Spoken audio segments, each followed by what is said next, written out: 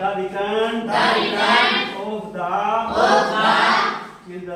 children please covered themselves with birds and blossoms.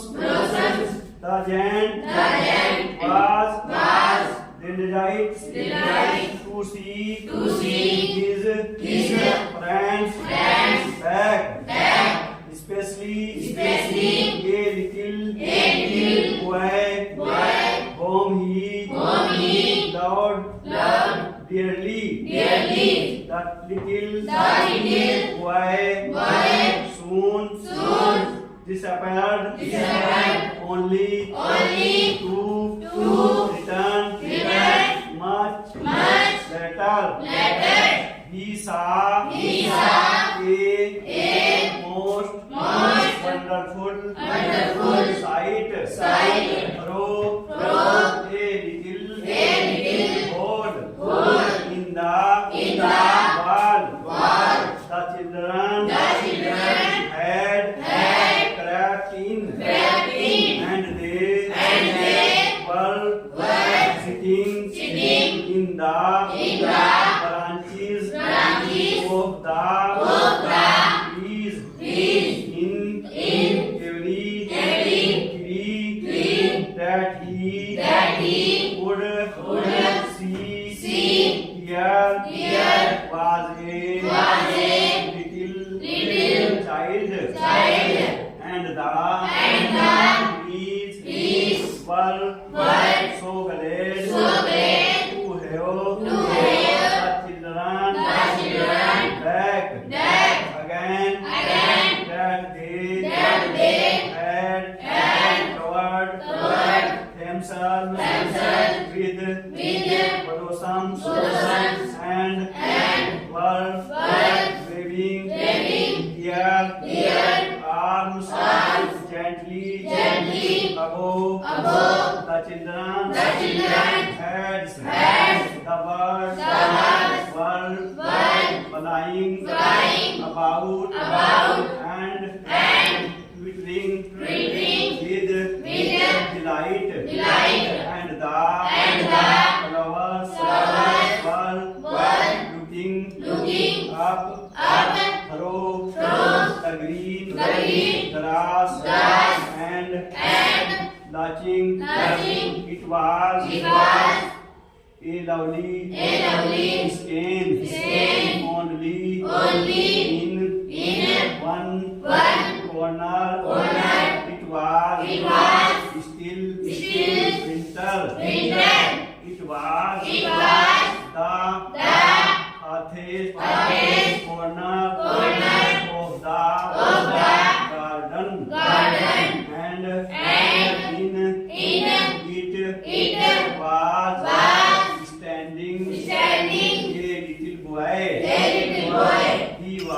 He was so small that he could not reach up to the branches of the tree, and he was wandering all around it, crying bitterly. The poor tree was still covered with frost and snow, and the north wind was blowing and roaring above it.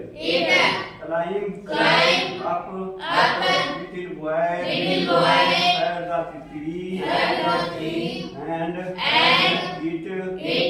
bent its branches down as low as it could.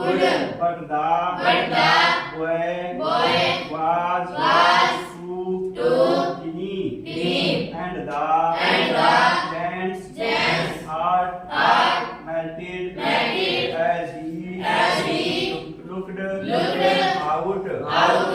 How. Shellfish. Shellfish. I have been. I have been. He said. Now. I know. Why the spring would not come here. I will put the poor little boy on the